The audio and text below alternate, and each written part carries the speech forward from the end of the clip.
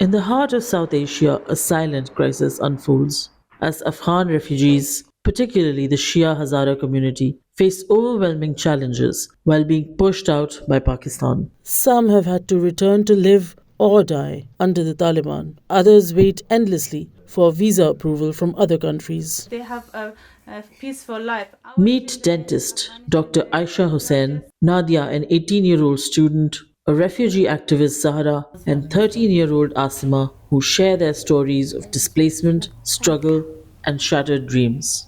Afghans are thronging to Kabul's airport, desperate to get on planes and leave the country.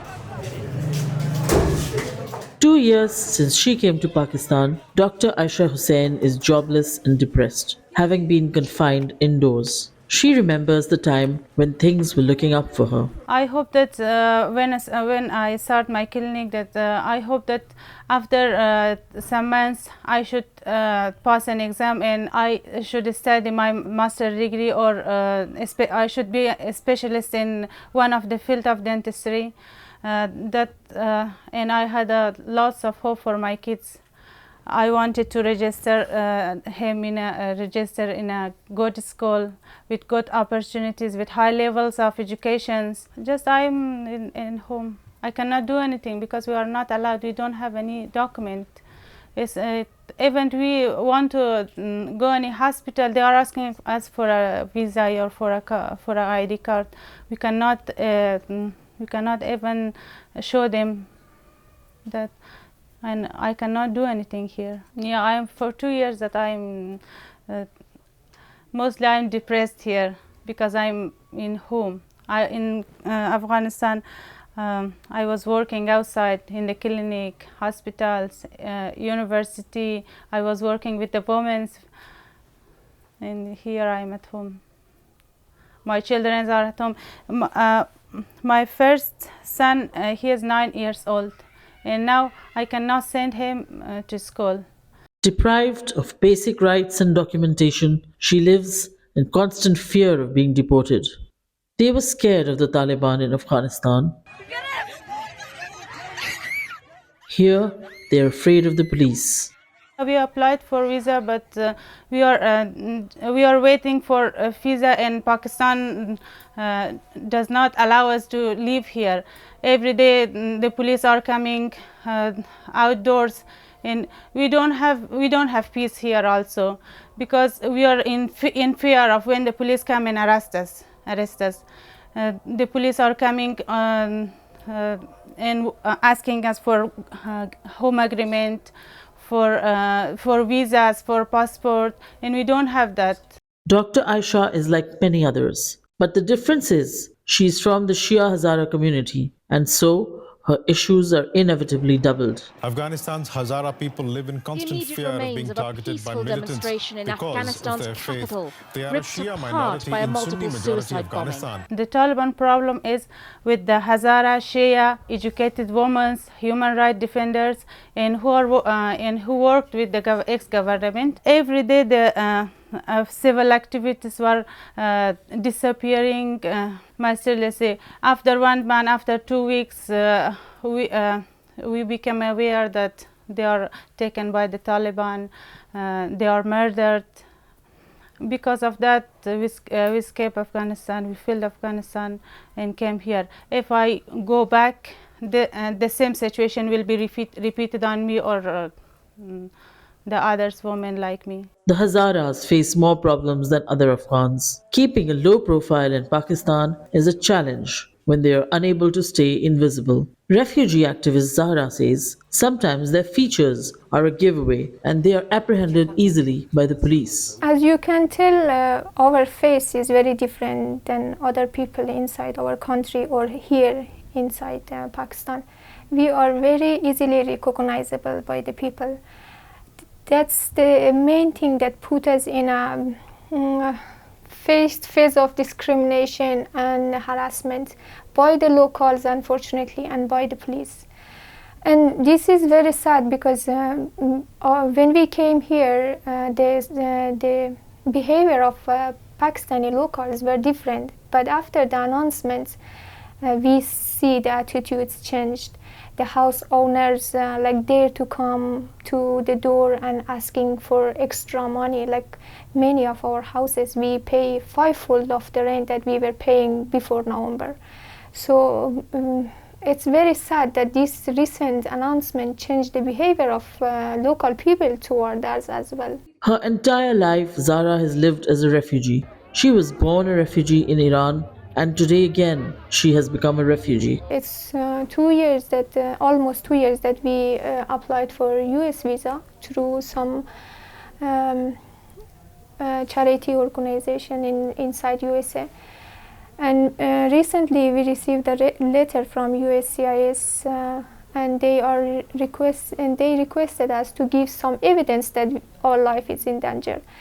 It's very sad for us because everybody knows that how tough the situation is for Hazara people inside Afghanistan.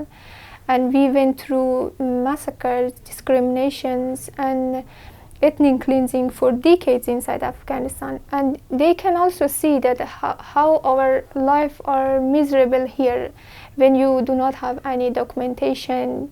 The government do not recognize you as a legitimate person to stay inside Pakistan. You do not have access to education, to health facilities,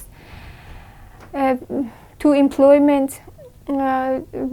So we are facing lots of problems here, but they do not see it. They still ask us to provide them with some third-party evidence that we are facing danger inside Pakistan. Finding that evidence has not been easy for Zara. Every person in our group reach out to the UNHCR and SHARP office when they arrive, upon their arrival to Pakistan. So the only document that they could receive is a piece of paper, but that piece of paper does not have any validation for the government of Pakistan. When you show it to the police will laugh and in the bad sin, they will throw it to your face and say, "What's this piece of paper?" Being a refugee herself, Zara knows the problems faced by women in conflict zones. I was talking to a mother. She was telling me the story of her son. She raised it to age of 25 and then suddenly she lost it in a bomb blast. So it's very sad because these are the ladies who suffer more. And when you look at the situation in Afghanistan now, you imagine a family that does not have any father or son in the family because they all get killed in the bomb blasts and explosions inside Afghanistan. And now the family is only dependent on the lady of the family, the mother of the family. But unfortunately, the government is not allowing her to go outside and work. What will she do? Hazara women, educated and accomplished, are trapped in a cycle of despair. Education is a distant dream, and the traumas of the past have not left them. The mental well-being of these women deteriorates as they grapple with the harsh realities of displacement. Women from conflict zones experience immense psychological pressure.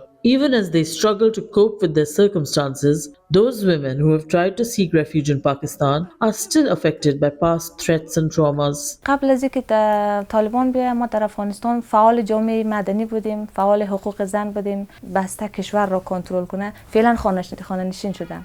خودم یک زنی بودم که درس و پانتون خلاص کردیم، کار میکردم، فعال جامعه مدنی هم بودم، فعال حقوق زن هم بودم. از روی مجبوریت و مشکلات زیادی که سر ما آمد افغانستان رو ترک کردیم. به خاطر که ما سر افغانستان زیاد زحمت کشیده بودیم، خصوصا سر زنای هزاره. زنای هزاره زحمت کش هستن، درس خوان هستن. ما زنایی داشتیم که بعد از 30 سال توانسته دیپلم خود بگیره، یعنی توانسته درس بخونه، توانسته بهترین شرایط فامیلی خود در بهترین چی برسانه. Born and raised in Kabul, Nadia had to flee after the Taliban discovered her father used to work for the former government. Even today, a bullet wound that has left its scar reminds her of the danger of returning. I left Afghanistan. It was all about my father, that he worked with USA, and we faced a lot of problem in Afghanistan, especially with security, that my father was in insecure situation. One night he came late at home. That was the night that the that my father, someone shooted the gun on my father's legs. After that, my father sent me to someone's house. It was my uncle's house. He sent me there because we heard that the Taliban also want to collect the young girls. Especially it was so many restrictions for Shia and Hazara girls. In Pakistan, Nadia began teaching, but the center closed down after the government made announcements. Now, she has no work while she and her family await visa approval. The day when I'm passing in Pakistan, it is like unknown. I don't know what will happen tomorrow for me because I don't know exactly what will happen. And here also we're not in secure places. We are in danger because we don't know that when the government or when the police will come to our house and arrest us because of not having document. Therefore, we are so suffering and we are so depressing from this situation. At just 13 years, Asima is sad and frustrated like many other Afghan refugee children in Pakistan. Police presence and restrictions on movement have limited her interactions with the outside world, leaving her imprisoned and missing her old life and friends. First, we were we came in here with a big hope that UNICEF will help us, but when we look now that UNICEF can't help us. And we again become so disappointed because we can't work, we can't study in here right now. And that's the same in Afghanistan situation in here right now. I was in Afghanistan so happy because I can study, but unfortunately the Taliban attacked it in Afghanistan, and from that time I can't study here, and my family also can't go to university and school, can't work because of Taliban, and the women on there can't work. They were disappointed because the Taliban don't allow them to work, to go to university and school, and we began to force to migrate in another country. We are already in the house that because we can't go anywhere because of police. Right now I'm so sad because I can't study right now and I can't continue my education, and I'm already think about my future that may I can't achieve on my target. Again, we are starting everything from zero. We are again a refugee here, going through the same situation that we went to that years ago in Iran. But this time it's more difficult because we are not documented people here. It's still a refugee. I don't know how, I'm sometimes thinking to myself that when this loop of displacement will end for us. The uncertainty in Pakistan paints a grim picture for these displaced families. As we witness the struggles of these Hazara refugees in Pakistan, we have a stark reminder that the plight of these individuals goes beyond borders, and that every day they must hope to be heard with compassion so they can rebuild their shattered lives. Zari Jalil, Voicepkdotnet, Islamabad.